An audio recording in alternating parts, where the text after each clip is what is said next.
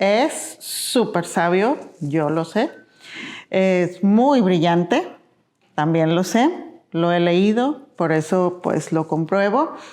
Y bueno, tiene una muy amplia conciencia ambiental. Así que estoy muy feliz y muy agradecida de que esté aquí. Gracias, Fernando. Al contrario, Consuelo, muchas gracias por la invitación y un placer estar aquí contigo, verte. Ya en la conversación sabrá Dios que salga. No, saldrá algo muy bello y sobre todo, pues mira, este espacio es para poder hablar sobre dignidad humana, derechos humanos, pero pues todo aquello que va relacionado también con la justicia. Y hemos estado hablando pues esta justicia ambiental, que cada vez salen pues términos nuevos, pero finalmente pues es eso que nos da dignidad a todas las personas por el simple hecho de ser personas y a todo el resto de los seres vivos y hasta los no vivos. Entonces, en este tema de justicia ambiental que oímos mucho, que prácticamente yo lo traduzco como cómo dejar un mundo mejor o por lo menos igual a quienes vienen detrás de nosotros, a las futuras generaciones en cuanto al ambiente mismo. O sea, pues esa es la definición de sustentabilidad, es prácticamente usar los recursos presentes, esta generación en la que estamos nosotros, sin comprometer el desarrollo de las generaciones futuras. De cierta manera es eso que tú dices, un mundo mejor, pero parte de esta definición de sustentabilidad que tiene muy poco en el mundo, ¿no? O sea, nace prácticamente ya reconocida como tal en la Cumbre de Río, 1992. Nuestra primera ley ambiental es de 1988. La primera ley ambiental es cuando se empezó a tomar los temas ambientales como un tema que todavía no era dignidad, todavía no era un derecho humano, pero era algo que estaba afectando la calidad de vida de la gente y comprometía su desarrollo social. Eso es lo que está ocurriendo. El concepto de sustentabilidad es esto que tú dices, dejar un mundo, o sea, un desarrollo que sea sostenible o que sea durable, como dicen los franceses, un desarrollo durable. Pues digo, no es tanto, porque dices 88, en el 88, en el 92, empezar a hablar estos temas. Es muy reciente, sí. Principalmente se empieza a hablar por cuestiones de salud que se empiezan a notar o cuestiones que se van midiendo en el aire o la falta de agua. O sea, ¿cuáles fueron estos detonantes para que vamos a fijarnos en esto hace menos de 40 años? Fíjate que los detonantes fueron como de acción retardada. En Londres, en los años 50, creo que es 1952, y casi estoy seguro que es 2, 3 y 4, o 3, 4 y 5 de diciembre de ese año, hubo una mezcla de lo que se llamaba en ese entonces smog, y mató mucha gente. O sea, esa estabilidad atmosférica, esa quema de carbón para calefacción, un invierno frío en Londres, y que causó muertes de gente. Luego se repitió este evento de muertes en otros países. Pero fue hasta 12 años después, 1964, cuando se empezó a hablar de lo que eran los contaminantes o los contaminantes criterios de la calidad del aire. Fue un camino muy lento, ¿no? O sea, estoy seguro que ninguna de esas gentes que murieron por ese problema recibieron ni indemnización ni ninguna compensación por lo que ocurrió en ese entonces, ni tampoco lo que ocurrió en Tokio ni en otros lugares del mundo. En México un detonante fueron dos cosas. El detonante que tenía que ver con la inminente entrada de un acuerdo comercial entre México, Estados Unidos y Canadá, en donde el tema ambiental era importante para que no hubiera un dumping, una forma de producir que fuera más barata y porque causaba más daño. Y aparece la ley en el 1988, la Ley General del Equilibrio Ecológico y Protección al Ambiente. Así de largo tiene el nombre todavía. Y fue el accidente de Guadalajara en 1992, la explosión, que detonó la aparición de la Procuraduría Federal de Protección al Ambiente, la Profepa, después de esto. Entonces vamos avanzando, pero un poco a golpe de viento, ¿no? No tanto por iniciativa social, sino más bien ha sido eventos detonantes externos que nos han movido a esto. Creo que ahora el compromiso de todos es que estamos conscientes de que existe un medio ambiente, que el medio ambiente puede ser malo, puede ser pésimo, y puede mejorar. Entonces creo que es lo que estamos ya más conscientes como sociedad. O sea, lo que voy escuchando es, pues no tanto ha nacido por protección o por prevención, sino más bien para poder, pues, sanar lo que está sucediendo, ¿verdad? Sí, fíjate, en Río aparecen tres conceptos. El principio de precautorio, o sea, hay que prevenir la prevención. Y luego compensatorio, es una de las cosas importantes. Y hay un principio que aparece ahí y que todavía no termina de entenderse mucho, que es el tema de el que contamina paga. Creo que una mejor forma de decirlo es contaminar cuesta, más que el que contamina paga. O definitivamente es algo que es una asignatura pendiente, porque hay entes que contaminan y no pagan nada en lo absoluto contra la gente que están atentando contra su salud y contra su bienestar, su dignidad como persona. Sí, bueno, en este tema, dijo que acabamos de ver recientemente en el COVID, pues decía, si bien le daba a todos o a todas, a todos, pero la diferencia en la atención era lo que marcaba pues entre muerte y vida, ¿verdad?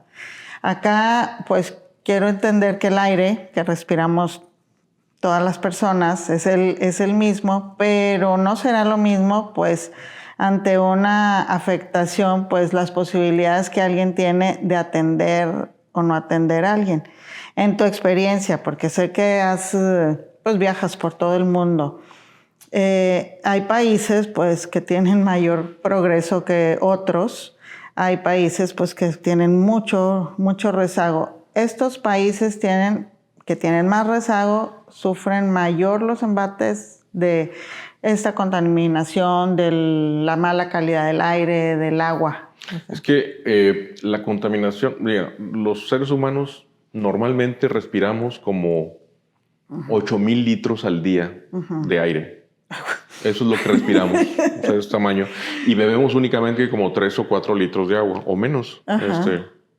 Entonces, esos 8,000 litros son una invasión a tu cuerpo, que obviamente te ayuda para mantenerte vivo, pero si trae compuestos que son dañinos, que afectan, compuestos químicos que distorsionan tu química sanguínea y tu química pulmonar, pues causan de cierta manera un ataque químico a tu cuerpo, y el ataque químico siempre va acompañado con una afectación al sistema defensivo. Porque el organismo no termina. Entonces sí hay un asunto, y hay lo que se llaman las poblaciones lábiles, que son los niños y los adultos mayores, o gente en edad normal pero que tiene algún problema cardiovascular o pulmonar. Hay mucha gente joven que tiene enfisema o que tiene algunos problemas que tienen que ver con su genética o con su desarrollo como tal. Esos son los que son muy lábiles a ese ataque químico. Y una primera señal que tenemos cuando nosotros nos sale el moco o nos lloran los ojos, es una defensa, es un mecanismo de homeostasis en donde el cuerpo trata de diluir ese químico que está llegando, como cuando te echas una gota de algo, se diluye como para que el ataque químico no sea tan grande. Entonces estamos pues respirando, te digo, 8,000 litros de entre 7,200 y 8,600, vamos a decir 8,000 litros de aire al día normal. No, es un dato que no me hubiera imaginado. Bueno, al hablar siempre de derechos humanos y cada vez más derechos sociales, y el derecho a la educación y el derecho a la salud y el derecho a la vivienda y el derecho al trabajo y el derecho a... Y veo como que el previo, pues es el derecho a poder vivir, ¿verdad? Entonces, desde que... La raíz de todo. Pues sí, pues porque sin vida, pues digo, todo lo demás, digo, viene a salir sobrando. Entonces, y este aire de estos 8,000 litros que respiramos, pues es como para mí el principal elemento, pues que nos puede traer vida. Entonces, ¿qué hacer en este momento? Pues para tener este primer paso a la vida. O sea, que si tú tuvieras ahí como forma de arreglar todo. O sea, yo con esto lo arreglo. Una varita mágica. ¿Qué hay que hacer? en lo pequeño, o sea, ciudad por ciudad y en el resto del mundo. Mira, cada ciudad tiene como enfermedad, es como si fuera una persona, un ente vivo, así se definen las ciudades, ¿no? Y tiene peculiaridades. El problema de contaminación que tiene Monterrey es muy diferente al que tiene la Ciudad de México. Okay. Es muy diferente. ¿Por qué? Porque estamos a otra altura, tenemos otros tipos de combustibles, muy malos combustibles tenemos acá. Y hay que ver como cada caso diferente. Nuestro problema en Monterrey son 3. Partículas menores a 10 micras, partículas menores a 2.5 micras, que son importantes porque se llama la fracción respirable. Esa fracción, esas partículas entran directamente hasta el pulmón. Okay. O sea, pasan las mucosas biológicas que tenemos, las atraviesan y llegan directamente al pulmón, al igual que los gases. Y el otro es el ozono. Son los 3 problemas que tenemos en Nuevo León, en el área metropolitana de Monterrey, de contaminación. Y como bien lo dices, no podemos ver el problema como global. Eso es muy importante. El problema de calidad del aire de San Pedro es muy diferente al que tiene la gente que vive en García, o la que vive en San Nicolás, o la que vive en Apodaca, o en Juárez, Nuevo León, o la que vive en La Rioja. Son problemas diferentes. Y aún esta misma ciudad que tiene estos 3 problemas, en la Ciudad de México el problema principal sigue siendo ozono. Para nosotros es el tercer problema. Las partículas es el problema principal. Es uno de los temas que se tiene que atender con fuentes parciales, con efectos parciales. Otro de los hitos o de los logos del desarrollo sustentable es pensar globalmente, pero actuar localmente. Sí. Este actuar localmente es muy importante porque de pronto esta narrativa de construir villanos no ayuda a un entendimiento real del problema. Hace unos años eran las pedreras, luego fueron los autos, que el COVID nos enseñó algo, ahorita te comento sobre eso, luego las carnes asadas y luego también ahora Pemex. Y el problema, lo que te puedo decir es que si quitamos estas cosas, ahí no está el Pareto. O sea, el Pareto está en que tenemos que entender lo que ocurre alrededor de cada zona específica de Monterrey, del área metropolitana de Monterrey. Lo que yo te podría decir es que existen algunas emisiones directas que afectan mucho más a San Nicolás que a Santa Catarina, aunque estén más cercanas las pedreras. Y algo que ocurre en Nuevo León, que también conviene verlo, es que existe un fenómeno extraño, que es un fenómeno de emisiones nocturnas. De pronto, los niveles de contaminación en algunos lugares, no en todas las estaciones, suben durante la noche y decrecen al empezar a pardear el día. Parece que fueran vampiros químicos que aparecen. Empiezan a crecer alrededor de las 11, 12 de la noche y luego decrecen. Eso ya se ha reportado y lo hemos comentado muchas veces. Y durante la pandemia hubo lugares en donde la contaminación nocturna era mucho mayor. Por ejemplo, Apodaca. Hay lugares en donde Apodaca tenía niveles superiores de mala calidad del aire en la noche que durante el día. Entonces sí vale la pena mucho analizar las cosas para poder apuntar a la verdadera causa raíz y no inventarnos una narrativa que no necesariamente nos lleva a atender un problema, sino nos puede llevar a soluciones erróneas o apuntar a acciones sin descartar ninguna fuente. Hay un principio en estadística o en matemáticas, se puede decir, es el principio Pareto. Es decir, cualquier fenómeno, cualquiera que tú tengas, tiene un 20% de causantes que genera el 80% del problema. Y en este momento no estamos atendiendo el Pareto. Hay un Pareto importante en Nuevo León que sí vale la pena mucho hacerle ese doble clic e irnos a una narrativa más local, como tú lo mencionabas, más de atención en las colindancias de las áreas habitacionales, ¿no? Pues me parece súper interesante. Digo, yo he estado cercana al tema de seguridad durante muchos años y pues sé eso, o sea, que hay un círculo pequeño del 20% que hay que atender para poder hacer una solución pues más generalizada en el tema. Acá, bueno, me queda claro que hay un montón de situaciones que se deben de ver. Pienso que también esto que es tan vital para todas las personas se ha utilizado y sobre todo en el último tiempo pues para cuestiones políticas, para cuestiones electorales, para que si voy a cerrar tal cosa, si voy a prohibir las carnes asadas, si voy a hacer, pero en realidad pues creo que es una situación de conciencia de todas las personas. En este punto en particular del aire, a mí me parece sumamente importante que se pueda ver, o sea, así de focalizado. No es lo mismo un municipio de otro. Como vemos aquí el problema, hemos caminado en el tema de la pobreza, del respeto a los derechos humanos, de la impartición de justicia, de la violencia. Vemos así como una montaña altísima para subir y que es casi imposible. Como tú ves así la ciudad, ¿tú le ves solución? Sí, definitivamente, ¿sí? Claro. Sí, es un problema que podemos atender y podemos solucionar. No estamos perdidamente... tenemos que afinar la puntería y apuntar en la dirección correcta. Te digo, esa narrativa de encontrar villanos únicos causa un problema porque luego acabas con el villano y yo estoy seguro de que si cerramos la refinería, te lo digo, si cerramos la refinería completamente, el problema de la calidad del aire del área metropolitana va a mejorar, pero no se va a resolver. Sí.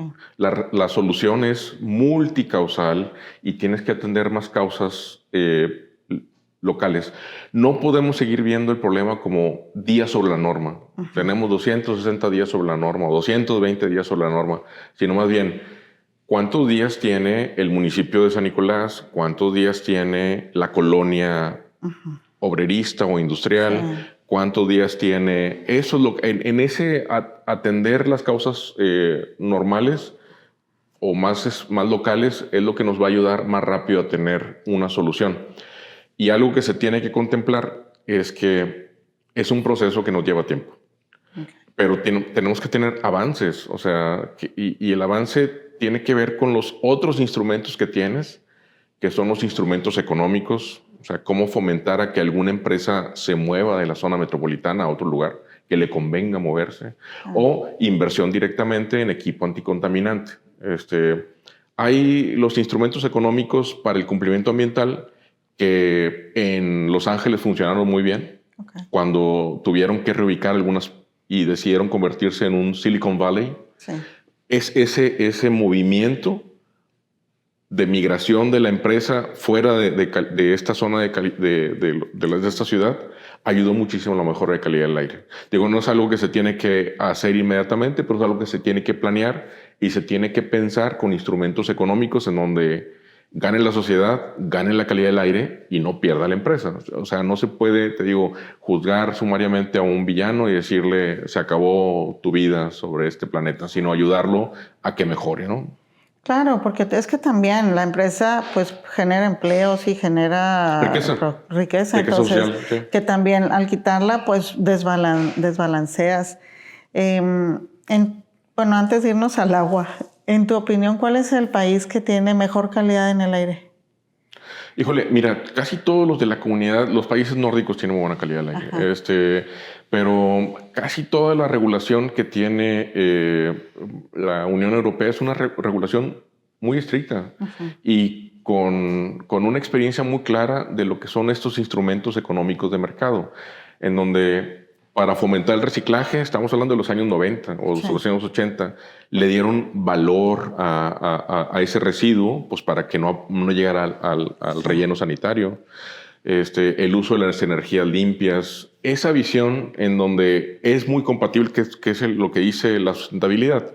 Toma en cuenta el problema económico, toma en cuenta el problema ambiental y toma en cuenta el problema social y luego ve una solución en donde converjan los tres. Sí, claro. Esa parte es un proceso complicado, pero la parte más complicada, Consuelo, para plantear cualquier problema es tener un diagnóstico adecuado.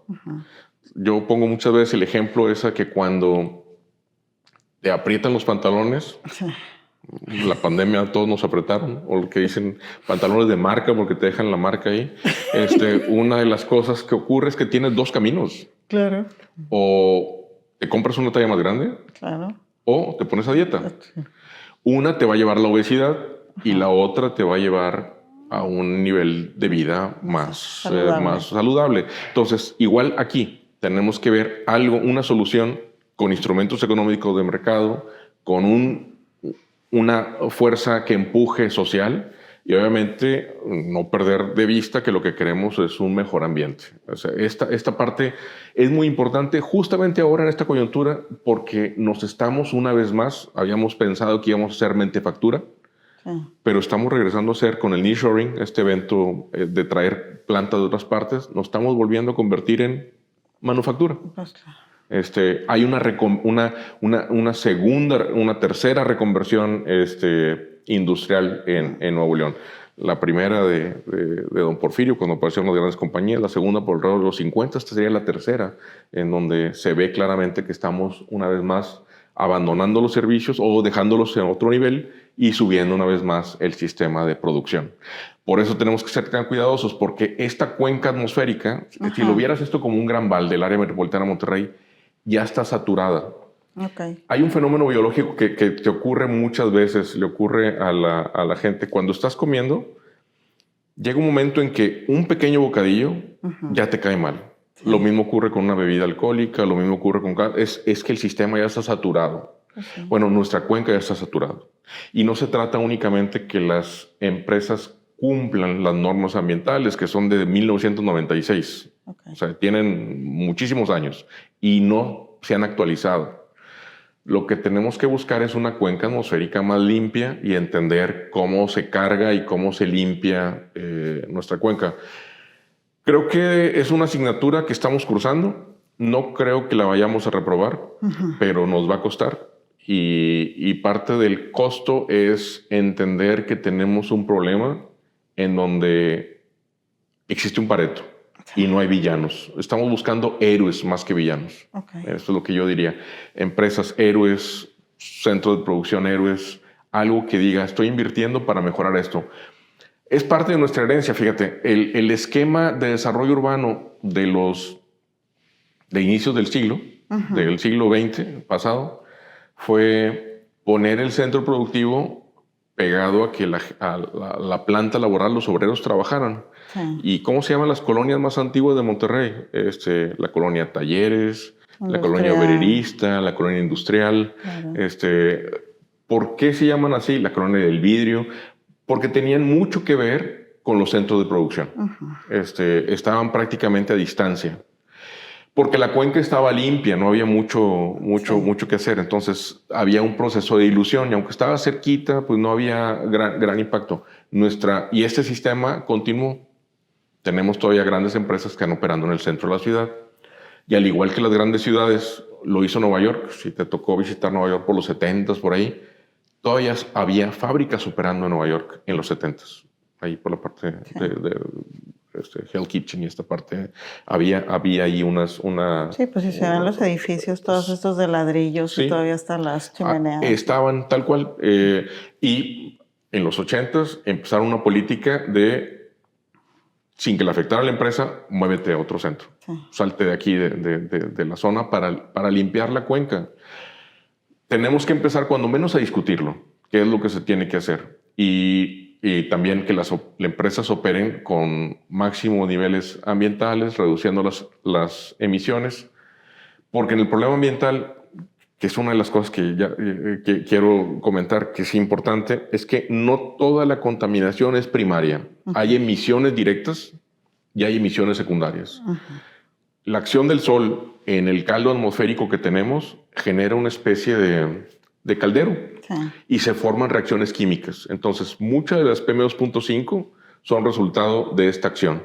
La deposición ácida que enfrentan algunas gentes cuando hay humedad de algunas industrias que se ponen sus carros y se ven las manchas amarillas o el polvo y todo esto, sí, pues son temas que conviene ir atendiendo y buscar que el convivir con la naturaleza o convivir en la ciudad es un mandato legal y es un mandato que tiene que responder, como tú lo dices, democráticamente. El aire, esos 8,000 litros que lo respiran los ricos, los pobres, el que sea los enfermos, los sanos, y lo que tenemos que buscar es cómo evitar este ataque químico que diariamente estamos recibiendo. Pues se me hace súper importante y en este diagnosticar y luego pues ir armando esas cadenas porque pues todo tiene que ver, o sea, sacas a la empresa, llevas a la gente, cómo la transportas, hacen 3 horas de fila, o sea, todo va unido en donde hay que estar pues como un visor, ¿verdad? 360 grados para ver qué repercusión tiene cada una de las acciones y de las decisiones previas que se van tomando. En el agua, Fernando, pues el agua es de todos, como también decían. Es muy democrática, sí. Pero si hay agua en el mundo, no hay agua, o sea... Mira, existen países que nos han dado la respuesta. Israel es un país que tiene un déficit tremendo de agua, sí, y durante muchos años tenía una capacidad de proveer muy poca agua a sus habitantes. Aquí en Monterrey consumimos pues, más de 130 litros por día por habitante. Por eso la meta que se pone. Pero fíjate, una de las cosas que ocurre es que cuando más o menos 1 minuto de baño equivalen a 8 litros de agua. Entonces, yo no conozco gente que se bañe en 5 minutos, o muchos. Si es que estás tocando ahí para que pasa, sí, claro, ¿no? Acaba la canción, ¿no? Deja que aparezca la de Luis Miguel para cantarla. Todo el playlist quieren cantar. Entonces, una de las cosas que ocurre es que tenemos que tener una conciencia de que el recurso no es ilimitado. Esta zona, que es Nuevo León, que cuando yo estaba en primaria, a mí me enseñaron que Nuevo León se encontraba en una zona tiene forma de rombo y está en una zona de transición entre el subtrópico y el desierto. Pues mira, ya somos más desierto. Sí. Y cada vez vamos a ser más desierto. Y todo nuestro abasto de agua se encuentra en una cuenca que está bajo los efectos del cambio climático.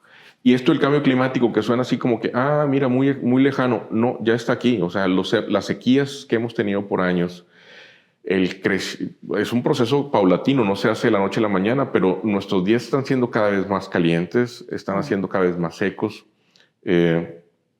Y esto pues, nos lleva a que cuando hace mucho calor, la gente consume más agua. Entonces consumimos alrededor de 16 metros cúbicos por segundo en verano. 16 metros cúbicos por segundo. En 1950, Nuevo León consumía 800 litros por segundo. O sea, de 16 metros cúbicos, o sea, 16,000 metros cúbicos, 16,000 litros, no, 16 millones de litros por segundo a 800. O sea, perdón, 16,000 o 160,000. Es 20 veces más. Entonces, la parte importante en esto es ¿qué vamos a hacer para tener esta conciencia?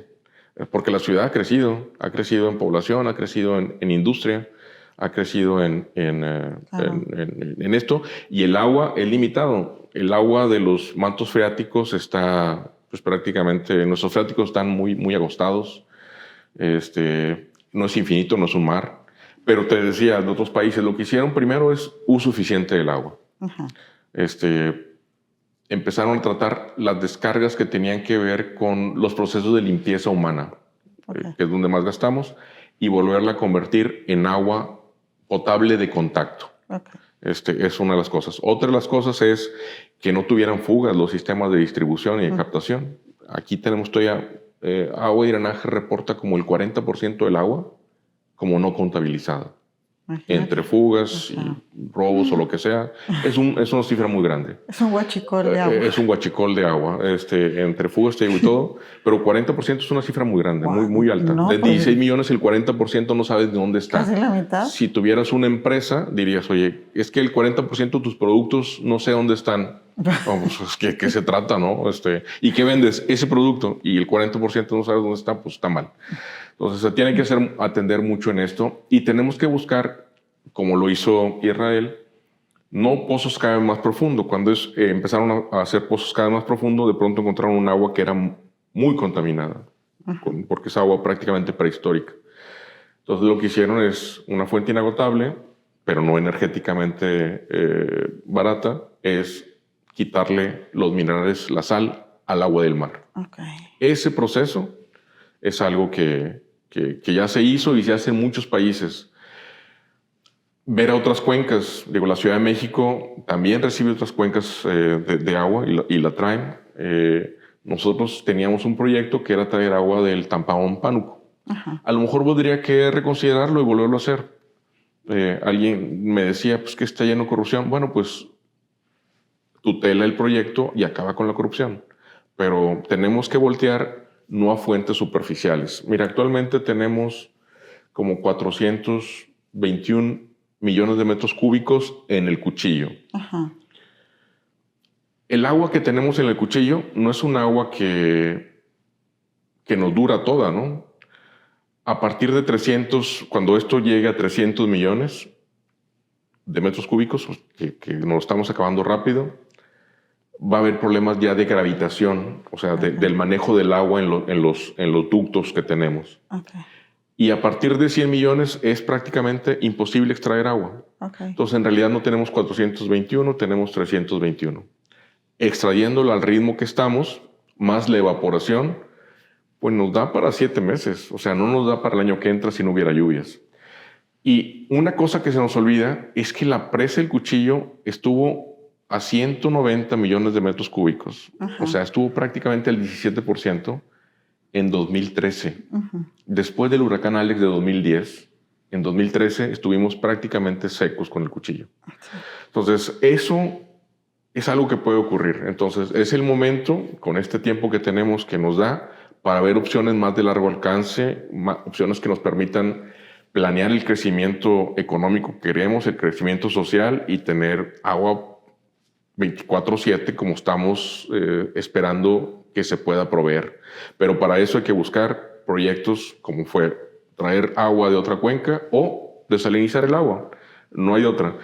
El reuso, la eficiencia son casos que tienen que ir adicionales, pero el agua no la puedes recircular infinitamente. Tienes que buscar fuentes alternas y es algo que tenemos que empezar a hacer.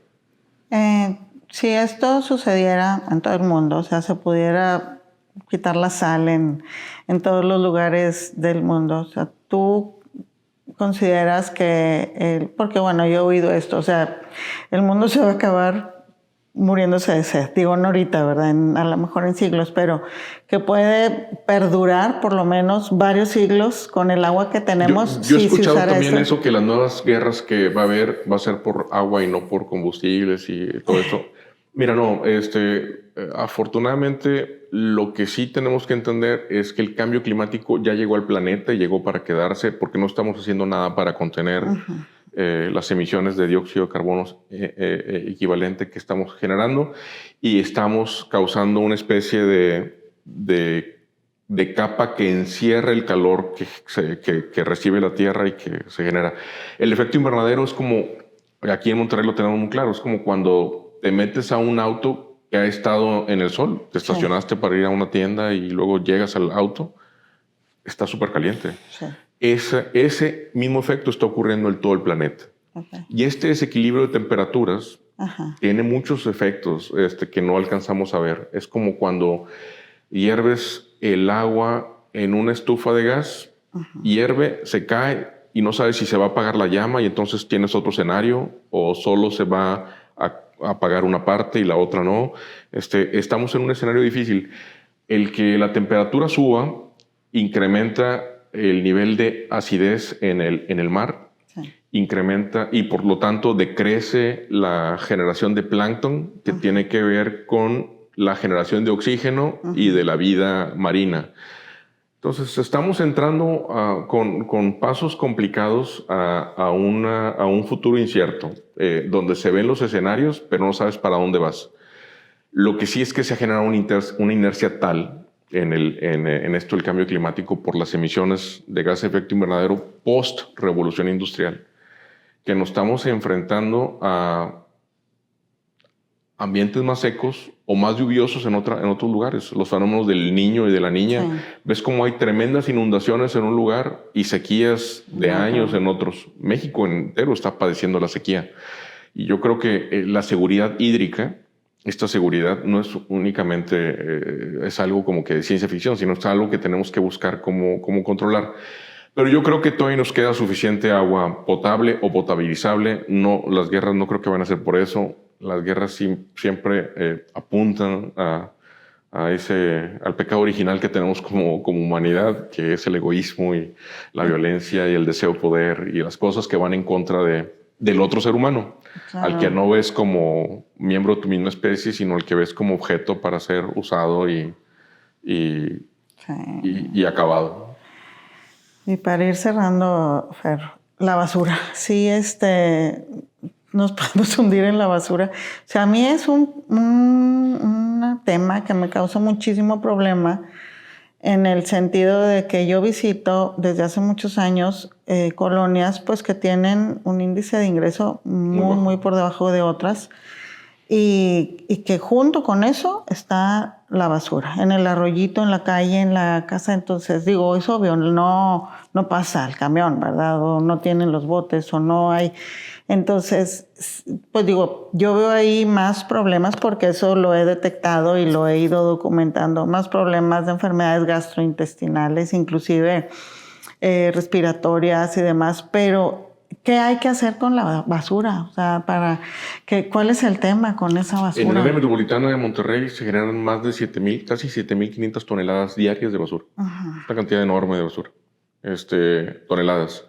Más aparte de muchísima basura, estamos hablando de la doméstica o comercial. Sí. O sea, no estamos hablando de la basura industrial, ni estamos hablando de lo que son residuos peligrosos, ni de manejo especial. Estamos hablando nada más de la basura que se confina principalmente en CIMEPRODE. A CIMEPRODE le quedan pocos años de vida, a lo mejor una década alrededor.